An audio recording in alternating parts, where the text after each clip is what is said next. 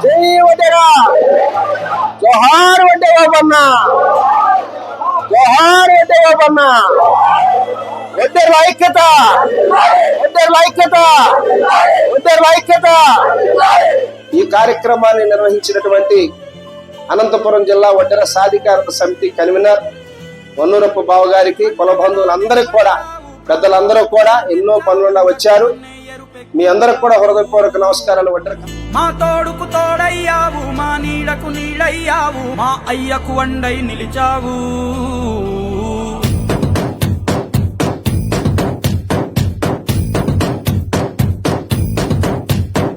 పండగలా దిగి వచ్చావు, ప్రాణాలకు వెలుగిచ్చావు, రక్తాన్ని ఎరుపెక్కించావు. మా తోడుకు తోడయ్యావు, మా నీడకు నీడయ్యావు, మా అయ్యకు వండై నిలిచావు. అయ్యంటే ఆనందం, అయ్యంటే సంతోషం, మా అయ్యకు అయ్యన్ని నువ్వు. కలిసొచ్చిన ఈ కాలం వరమిచ్చిన ఉల్లాసం, ఇట్టాగే 10 కాలాలు ఉండ నువ్వు. పండగలా దిగి వచ్చావు, ప్రాణాలకు వెలుగిచ్చావు, రక్తాన్ని ఎరుపెక్కించావు. ఓ మా తోడుకు తోడయ్యావు, మా నీడకు నీడయ్యావు, మా అయ్యకు వండై నిలిచావు. జోహార్ వడ్డే బాబన్న, జోహార్ వడ్డే బాబన్న. వడ్డెర్ల ఐక్యత, వడ్డెర్ల ఐక్యత. ఈనాటి అనంతపురం వడ్డెర్ల సమస్యలపై చర్చా వేదిక కార్యక్రమం, వడ్డెర్ల సంక్షేమం కోసం గౌరవ ముఖ్యమంత్రి వర్యులు మాన్యశ్రీ నారా చంద్రబాబు నాయుడు గారు, అలాగే మన యువ అధినేత శ్రీ నారా లోకేష్ గారు, ఉప ముఖ్యమంత్రి వర్యులు పవన్ కళ్యాణ్ గారు, కూటమి ప్రభుత్వం, బీసీ సంక్షేమ శాఖ మాత్యులు, మన ఇంటి ఆడబిడ్డైనటువంటి శ్రీమతి సవితమ్మ గారి యొక్క ఆదేశాలతో, కూటమి ప్రభుత్వం యొక్క సహకారంతో మన వడ్డెర కార్పొరేషన్ ఏర్పాటు చేయడం జరిగింది. వడ్డెర కార్పొరేషన్ చైర్మన్ గా గౌరవ పెద్దలు, కుల బంధువులైనటువంటి మీ అందరూ కూడా నన్ను ఆశీర్వదించారు, హక్కుని చేర్చుకున్నారు. రాయలసీమలో అత్యధికంగా నివసించేటువంటి మన వడ్డెర్లందరికీ కూడా హృదయపూర్వకంగా ఈ వేదిక ద్వారా కూడా మీ అందరికీ కృతజ్ఞతలు తెలియజేస్తున్నాను. ఈరోజు రాష్ట్ర పర్యటనలో భాగంగా వడ్డెర్ల సంక్షేమం కోసం, మీకోసం మీ ఈశ్వర్ వడ్డెర అనే కార్యక్రమాన్ని మేము నిర్వహిస్తున్నాము.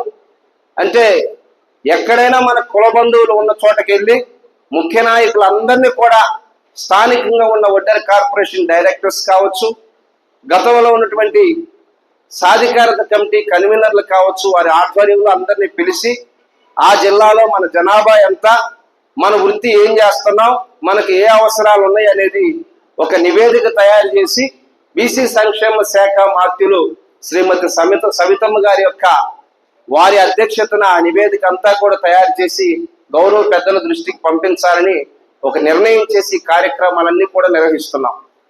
మీ అందరికి కూడా అనంతపురంలో ఉన్నటువంటి వడ్డెర కుల బంధువులందరికీ కూడా హృదయపూర్వక నమస్కారాలు తెలియజేస్తున్నాను. పెద్దలు ఉన్నారు, చాలా మంది సీనియర్లు ఉన్నారు, ఎన్నో పోరాట ఉద్యమాలు చేసినటువంటి గడ్డ మీద పుట్టినటువంటి మీ అందరికి కూడా నేను మరొక్కసారి కృతజ్ఞతలు తెలియజేస్తున్నాను.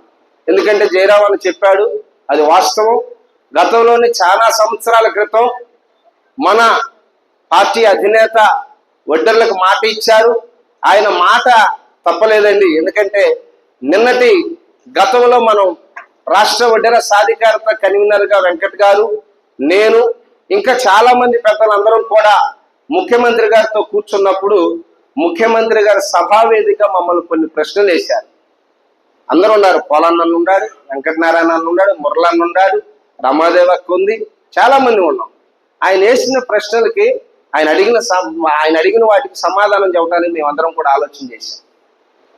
అది అందరూ కూడా వేదిక ముందు ఉన్న పెద్దలందరూ కూడా తెలుసు ఆ విషయం. ఆయన ఒకటే అన్నాడు, మీరు ఐక్యతగా కలిసి రండి, నేను ఇవ్వటానికి ప్రయత్నం చేస్తున్నా. లోకేష్ గారు పాదయాత్రలో యువకాలంలో రాయలసీమ పర్యటన అంతా కూడా లోకేష్ గారు చేసినప్పుడు మన బాధలు, మన సమస్యలు, మనకున్నటువంటి కష్టాలు, ఇబ్బందులు అన్నీ కూడా క్షుణ్ణంగా పరిశీలించి తప్పకుండా వడ్డెర్లను రాజ్యాధికారంగా చట్టసభల్లో నిలబెడతారని హామీ ఇచ్చాడు. ఆ హామీ కోసం వాళ్ళు కొన్ని ప్రయత్నాలు చేశారు. రాష్ట్ర వ్యాప్తంగా ఒక 2-3 వ్యక్తులను వాళ్ళు ఫిల్టర్ చేసి వాళ్ళ ఇళ్ళకు కూడా మనల్ని పంపించారు, ఒక బృందాన్ని పంపించారు. ఎందుకంటే నిన్న ఎలక్షన్ అంతా కూడా వనరులతో కూడినటువంటి ఎలక్షన్ జరిగింది కాబట్టి వీళ్ళైతే ఏమన్నా ఆర్థికంగా కొద్ది పెట్టుకొని నిలబడతారు. ఆ క్యాస్ట్ కూడా మనం మాట ఇచ్చామని ఇళ్ళకు పంపించారు. వాళ్ళు ఏంటంటే ఏరియాలు మేము మారలేము, అట్రాలేము ఇట్రాలేము అని చెప్పి కొన్ని సమీకరణ వల్ల కొంత ఎమ్మెల్యే ఆ సీట్ల విషయంలో కొంత ఇబ్బంది జరిగిందనేది మీ అందరి దృష్టికి కూడా తీసుకొస్తున్నాను. ఇకపోతే ముఖ్యంగా మనం మాట్లాడుకున్న పెద్దలందరూ కూడా ఒక 12 మంది ముఖ్యమైన నాయకులందరూ కూడా మాట్లాడిన సమస్యలన్నీ కూడా ఒడ్డేరులో ఈ అనంతపురం జిల్లాలో భారీ పనిచేస్తున్నారు. రెండవదిగా భవన నిర్మాణ రంగాల్లో పనిచేస్తున్నారు. మూడవదిగా బోర్వెల్స్ పనిచేసుకుని జీవనం గడుపుతున్నారు. ఈ మూడే కదండి ప్రధానమైనటువంటి విషయం. ఓ జోలాలి అనలేదే చిన్ననాడు నిన్నెప్పుడు ఈ ఊరి ఉయ్యాల, ఓ నీ పాదం ముద్దాడి పులకించిపోయిందే ఈ నెల